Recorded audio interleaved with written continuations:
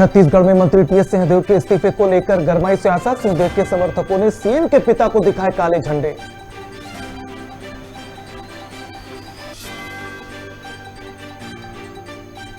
कोंटा में 1200 से ज्यादा सरकारी कर्मचारियों ने 5 दिवसीय हड़ताल का किया ऐलान। केंद्र कर्मचारियों के बराबर महंगाई भत्ता और हाउस रेंट देने की मांग। नेमावर में नर्मदा का जलस्तर खतरे की ओर। प्रशासन ने घाट पर अस्थायी दुकानों को हटवाया, नागरिकों को पहुंचाया सुरक्षित जगह पर। सूरजपुर में ज्वेलर्स की दुकान से बदमाशों ने किए हाथ साफ। दुकानदार को चकमा देकर 6 मंगलसूत्र किए गायब। 2 लाख रुपए से ज्यादा की कीमत। रायपुर में लगातार बढ़ रहे चाकूबाजी के मामले। कई कोशिशों के बावजूद घटनाएं नहीं हो रही कम। नाबालिग लड़की ने एक व्यक्ति को मारा चाकू।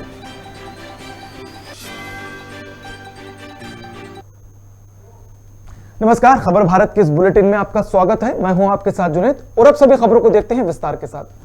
छत्तीसगढ़ में मंत्री टीएस सिंहदेव के इस्तीफे को लेकर सियासत थमने का नाम नहीं ले रही है।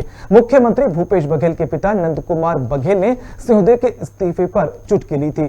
वहीं अब नंद कुमार बघेल के बयान के विरोध में स्वास्थ्य मंत्री टीएस सिंहदेव के समर्थकों ने मोर्चा खोल दिया है। कोरिया के मनेन्द्रगढ़ पहुंचे सीएम के पिता को कांग्रेस कार्यकर्ताओं का विरोध झेलना पड़ा। सिंहदेव के समर्थकों ने उनको काले झंडे दिखाए। कांग्रेस के जिला प्रवक्ता सौरभ मिश्रा ने कहा कि वो पार्टी में किसी भी पद पर नहीं है। ऐसे में वो कौन होते हैं, स्वास्थ्य मंत्री को सलाह देने वाले। बता दें कि नंद कुमार बघेल ने बयान दिया था कि स्वास्थ्य मंत्री टीएस सिंहदेव को अपने पूरे पद से इस्तीफा दे देना चाहिए। ये कहेंगे कि यदि आधा अधूरा वो इस्तीफा न दे, यदि सरकार में नहीं रहना है तो पूरी तरह इस्तीफा दे। और एक बात को उनको मंजूर है, दूसरी बात को मंजूर नहीं है, तो इस तरह इस्तीफा गलत है। हमारा ये कहना है, सरकार में रहना है तो पूरी तरह रहे, नहीं रहना है तो पूरी तरह छोड़े। राजधानी भोपाल में लोक जतन के तत्वावधान में जमीन स्तर पर काम करने वाले पत्रकारों का सम्मान किया गया। इस मौके पर एनडीटीवी के अनुराग द्वारी का सम्मान किया गया। कार्यक्रम में लोक जतन के सभी संपादक सहित पत्रकार जगत की सीमा चिश्ती मौजूद रहे। लोक जतन सम्मान समारोह शैलेंद्र शैली की स्मृति में हर वर्ष आयोजित किया जाता है। बादल सरोज ने कहा कि पत्रकारिता जगत में निर्भीक काम करने वाले लोगों को इसमें सम्मानित किया जाता रहा है। साथ ही उन्होंने कहा कि यह पेपर लगभग 23 सालों से कार्य कर रहा है, जनता से जुड़ी, जनता से जनता की खबर पहुंचाने का काम करता है। अनुराग द्वारी ने कहा कि सभी का धन्यवाद देना चाहता हूं जिन्होंने मुझे सम्मान के लायक समझा।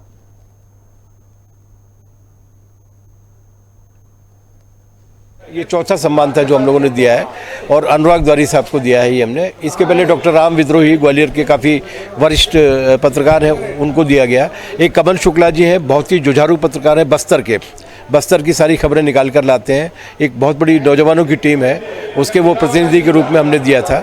पिछली बार हम लोगों ने लज्जा शंकर हरदेनिया जी को दिया था क्योंकि वो 90 साल के लगातार पत्रकारिता में हैं। इस बार हमने अनुराग द्वारी को जो दिया है। हम चाहते हैं कि कॉरपोरेट या बड़े हाउसेज जिनको सम्मानित नहीं करते लेकिन वो जनता की भाषा में बात करते हैं, हम उनको सम्मानित करें। मुझे लगता है सबसे पहले तो सबका बहुत बहुत शुक्रिया जिन्होंने मुझे इस लायक समझा।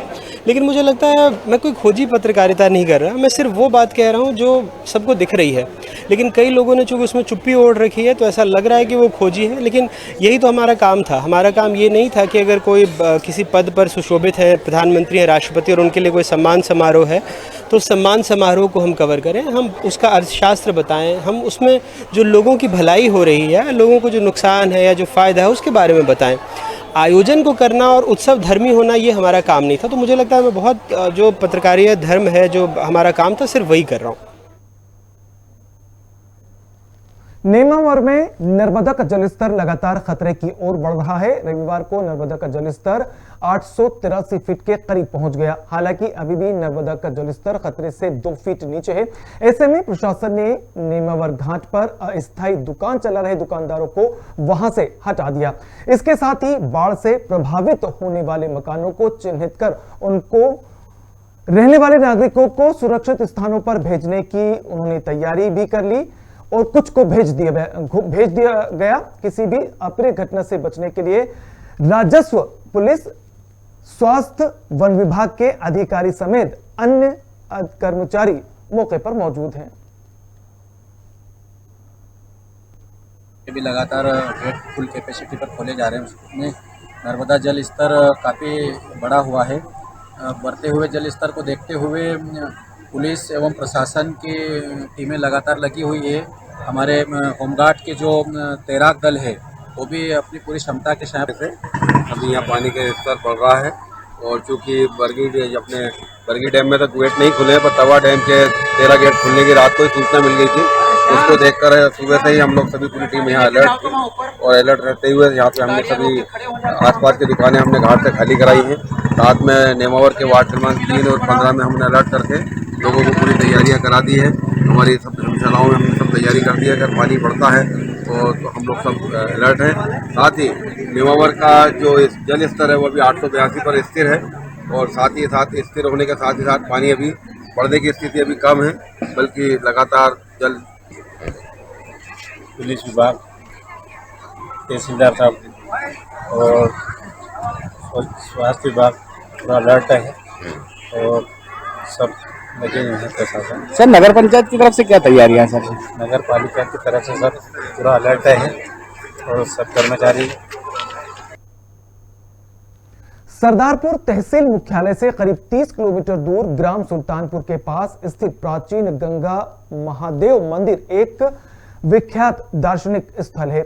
वहीं सावन सोमवार को लेकर यहां भक्तों की भीड़ उमड़ पड़ी। बता दें कि खूबसूरत वादियों और हरियाली के बीच गंगा महादेव की गुफा के अंदर शिवलिंग है, जहां धार, झाबुआ सहित अन्य जिलों के श्रद्धालु दर्शन के लिए पहुंचते हैं।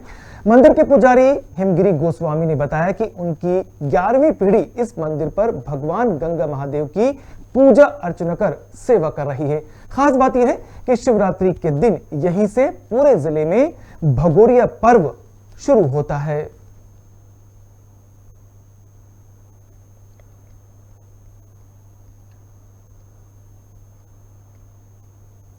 प्राचीन जगह था, हजारों साल पुरानी जगह है। महत्व को देख रहे हो आप, झरना है, गुफा है, बिना देवी की गुफा है।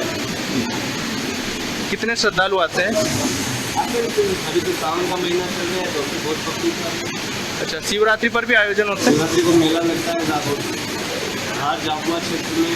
भगोरिया पर्व की शुरुआत यहीं से होती है। कितने वर्षों से आप यहाँ सेवा पूजा कर रहे हैं? पूर्वजों से करते आ रहे हैं। हमारे पूर्वजों में 11वीं पीढ़ी का। सुकमा जिले के विकास खंड कोंटा में 1200 से ज्यादा सरकारी कर्मचारी अधिकारियों ने 5 दिवसीय हड़ताल का ऐलान कर दिया है। हड़ताल पर गए कर्मचारियों की मांग है कि उनको केंद्रीय कर्मचारियों के बराबर महंगाई भत्ता और हाउस रेंट दिया जाए। प्रदर्शनकारियों ने इस आंदोलन को कलम बंद काम बंद हड़ताल का नाम दिया है। इस प्रदर्शन में शामिल होने के लिए शिक्षक फेडरेशन समेत लगभग 80 संगठनों के कर्मचारियों ने सामूहिक अवकाश का आवेदन दिया है।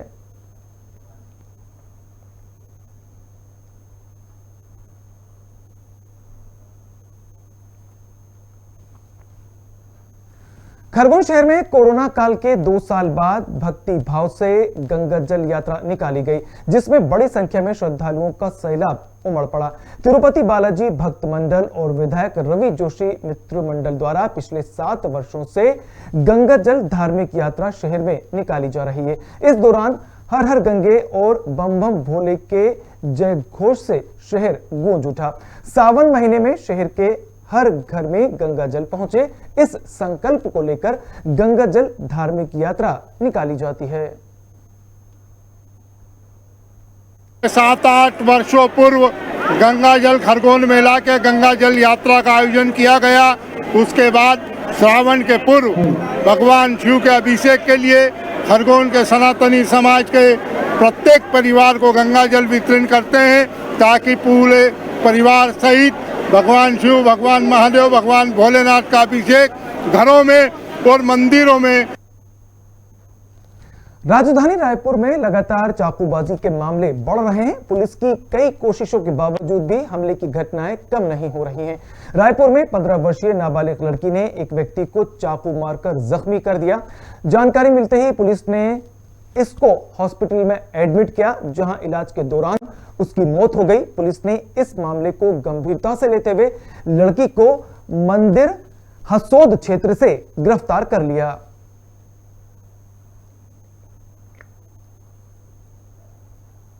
घटना हमारे थाना क्षेत्र के सारथी चौक के पास की घटना है।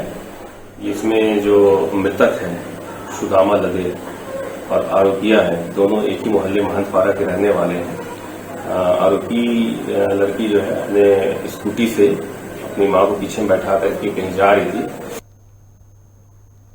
भोपाल में रहने वाले सिवनी मालवा निवासी युवक के फेसबुक पोस्ट के बाद रायसेन जिले के बरखेड़ा में युवक का शव मिलने के बाद हड़कंप मच गया। एहतियात के तौर पर नगर में भारी पुलिस बल तैनात कर दिया गया है।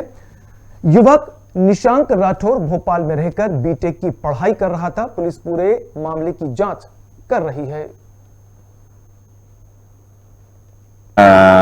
एक युवक है निशांत राठौर, भोपाल में अध्ययनरत था और भोपाल में ही रह रहा था।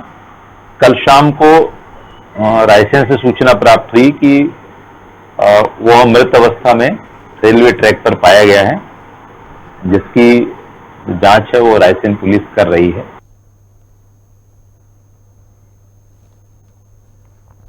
सूरजपुर के रामानुजनगर में ज्वेलर्स की दुकान से दुकानदार को चकमा देकर दो बदमाशों ने 6 नग मंगलसूत्र पार कर दिए।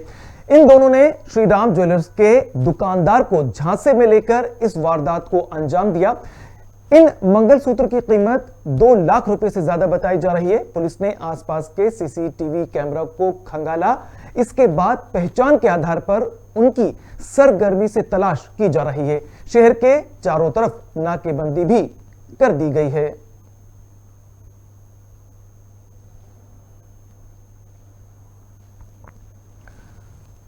ऊपरी हिस्से में हो रही लगातार तेज बारिश के कारण मध्य प्रदेश और राजस्थान को जोड़ने वाली पार्वती नदी उफान पर है।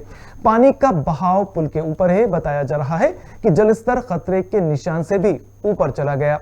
वहीं श्योपुर और कोटा मार्ग बंद कर दिया गया है। प्रशासन हर 2 घंटे में जलस्तर घटने बढ़ने की मॉनिटरिंग कर रहा है।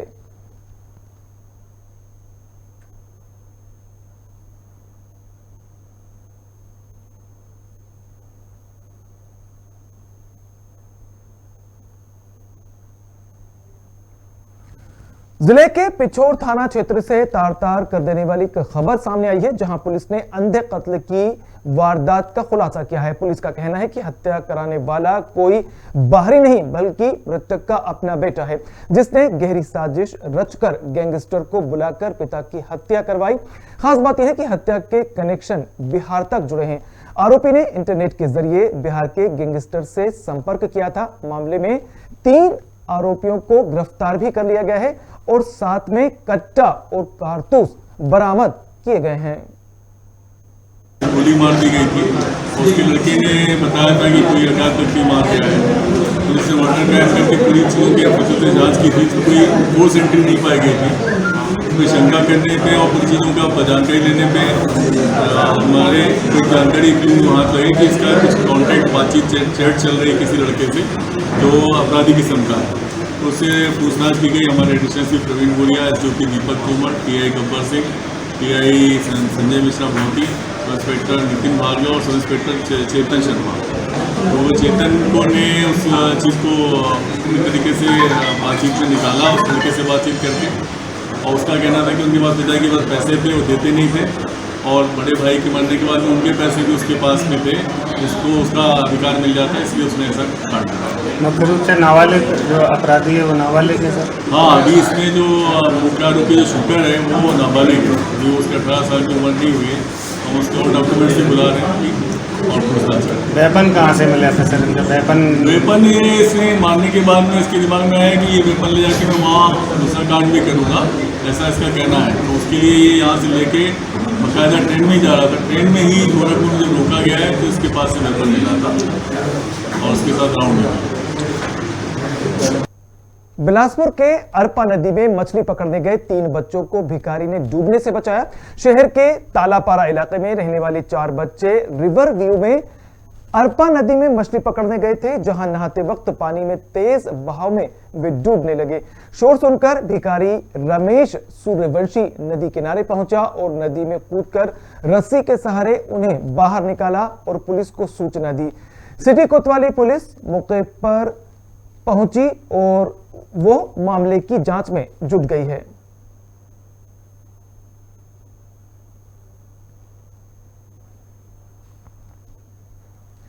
खरगोन जिले का भसनेर गांव आजकल अपनी बदहाली पर आंसू बहा रहा है। सुविधाओं के नाम पर यहां सिर्फ दिखावा है। सरकार की लाख कोशिशों के बाद भी यहां पर हालात नहीं बदले।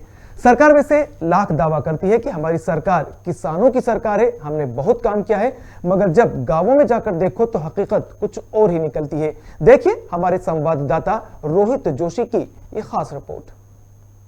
जरा इन तस्वीरों को गौर से देखिए, आपका दिल भी कांप जाएगा। ये वानगी सिर्फ एक दिन की नहीं बल्कि हर दिन की है, जहां पर इस तरह के नजारे आम हैं। जी हां, हम बात कर रहे हैं खरगोन जिले के भसनेर गांव की, जहां पर गांव वालों को हर दिन इसी तरह अपनी जान जोखिम में डालकर खेती किसानी के लिए नदी को पार करना पड़ता है। हर साल बरसात के मौसम में इनकी यही परेशानी है। करीब 25 साल से भसनेर से देवली जाने के लिए पुल की मांग कर रहे ग्रामीण बरसात के 4 महीने अपनी जान हथेली पर रखकर बैलगाड़ी के सहारे नदी पार करते हैं। यहाँ पर ग्रामीणों के जानवर भी इंसानों की तरह नदी तैरकर ही पार करने को मजबूर हैं। परेशानी है, जान जोखिम में डाल के क्यों निकलते हैं? जान जोखिम में डाल के इसलिए हम निकलते हैं क्योंकि हम किसान लोग हैं और हमारी सारी ज़मीनें मतलब नदी के उस पार है और इसी कारण हमको उधर जाना पड़ता है। और हमारी मतलब मांग प्रशासन से यही है कि जल्द से जल्द पुल का निर्माण हो ताकि हमारी समस्याएं हल हो। क्योंकि आए दिन आज सुबह भी हमने दो व्यक्ति बह गए थे तो उनको आगे जाके पकड़ा और अभी भी कुछ समय पहले आपने देखा कि 2 बैलगाड़ी कैसे दे रहे हैं। दरअसल भसनेर गांव के लोगों के खेत नदी के दूसरी तरफ देवली गांव में हैं, जिसके लिए उनको इस नदी को पार करके जाना ही पड़ता है। यह इनकी मजबूरी भी है। अगर ये लोग देवली नहीं जाएंगे तो किसानी के काम ठप पड़ जाएंगे। ऐसे में इन किसानों की फसल बर्बाद तो होगी ही, इनको आर्थिक नुकसान भी उठाना पड़ेगा। हर चुनाव में इस नदी पर पुल बनवाने का एक मुद्दा गर्म होता है, मगर नेता आते हैं, आश्वासन देते हैं और उसके बाद रफू चक्कर हो जाते हैं। 10 साल से हम मांग तो वही कर रहे हैं कि पुल बन जाए, बाकी कोई प्रशासन सुन नहीं रहा है। सारे विधायकों को वोट दे देते हैं, जीतने के बाद कोई हमारी सुनवाई नहीं। तो सीधा खतरा है बहने का खतरा क्या? आज सुबह से मैंने 2 व्यक्तियों को पकड़ा ना, मतलब बह गए थे, नीचे से पकड़ा 2 व्यक्तियों को, मतलब बह गए। भसनेर गांव की आबादी करीब 3000 है। खरगोन जिला मुख्यालय से यह मात्र 10 किलोमीटर दूर है, फिर भी यहाँ की कोई सुध नहीं लेता। गांव के विकास के दावे करने वाली सरकार और किसानों के हित में काम करने वाली सरकार ऐसे वक्त कहां चली जाती है, यह एक बड़ा सवाल है। भोपाल में पिछले दिनों सरकारी स्कूल में हुए मासूम के साथ दुष्कर्म के विरोध में कांग्रेस ने पैदल मार्च निकाला। इसके साथ ही कांग्रेस कार्यकर्ताओं ने स्कूल शिक्षा मंत्री इंदर सिंह परमार का पुतला भी जलाया। इस दौरान बरसते पानी में कांग्रेस कार्यकर्ता स्कूल शिक्षा मंत्री के आवास को घेरने पहुंचे। हालांकि पुलिस ने बैरिकेड लगाकर कार्यकर्ताओं को बीच में ही रोक दिया। इस दौरान पुलिस और कांग्रेसियों के बीच झूमाझटकी भी हुई। सरकारी स्कूल में कोई फिजा में जिस तरह से बच्ची के साथ बलात्कार की घटना हुई है, आज प्रदेश में भारतीय जनता पार्टी के नेता और मुख्यमंत्री चाहे जितनी बातें करें, लेकिन आज हमारे प्रदेश की बच्चियां सुरक्षित नहीं है। ये उन्हें पढ़ाने की बात कर रहे हैं और स्कूल में ही जब बच्चियां सुरक्षित नहीं रहेंगी, सरकारी। जबलपुर में सावन के दूसरे सोमवार पर राजाधिराज गुप्तेश्वर महादेव की शाही सवारी निकाली गई। शाही सवारी गुप्तेश्वर मंदिर से शुरू होकर शहर के विभिन्न मार्गों से मिलोनीगंज पहुंची। इस मौके पर भक्तों ने जगह जगह शाही सवारी के दर्शन किए और विधिवत पूजा अर्चना की। शाही सवारी में साधु संतों के साथ ही भारी संख्या में भक्तगण शामिल हुए।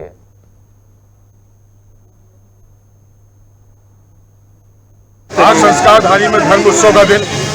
सर्वप्रथम आज सुबह से कांवड़ यात्रा संस्कारधानी में जो अत्यंत प्रचलित है, अत्यंत प्राचीन है, नर्मदा जी से भाटमटा में जाती है। उसी क्रम में लगातार 13वें वर्ष में गुप्तेश्वर महादेव की शाही सवारी आज आपके समक्ष गुप्तेश्वर महादेव से प्रस्थान कर रही है। सावन के दूसरे सोमवार पर कुलेश्वरनाथ महादेव मंदिर में भक्तों की भीड़ उमड़ पड़ी। बता दें कि सावन के सोमवार का विशेष महत्व है। कहा जाता है कि सतयुग काल में कुलेश्वरनाथ महादेव की स्थापना स्वयं माता सीता ने राजिम त्रिवेणी संगम में की थी। साथ ही उन्होंने रेत के बालू से शिवलिंग का निर्माण किया था और पूजा अर्चना की थी, और तब से आज तक सभी लोग भगवान कुलेश्वरनाथ की पूजा आराधना करते आ रहे हैं।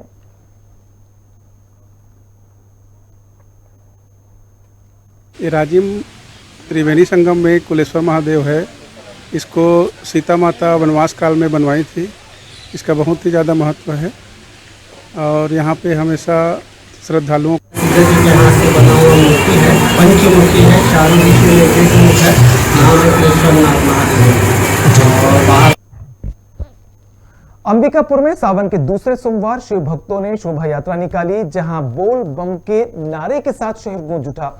इस यात्रा में श्रद्धालु शंकर घाट से जल लेकर आए और कैलाश गुफा में शिवलिंग का जलाभिषेक ये लोग करेंगे। शोभा यात्रा में अच्छी झांकी निकालने वाले को 21,000 रुपए के इनाम से सम्मानित किया जाएगा। वहीं शोभा यात्रा में श्रद्धालु डीजे की धुन पर झूमते गाते नजर आए।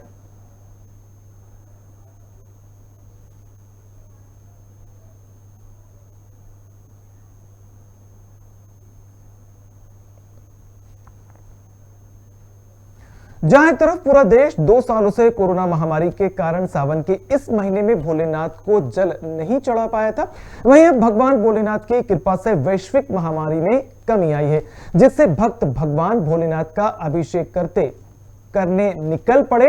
वहीं अंबिकापुर शंकर घाट से हजारों शिव भक्त अपनी कांवड़ में जल भरकर 80 किलोमीटर ऊपर पैदल चलकर कैलाश गुफा में भगवान भोलेनाथ का जलाभिषेक करेंगे।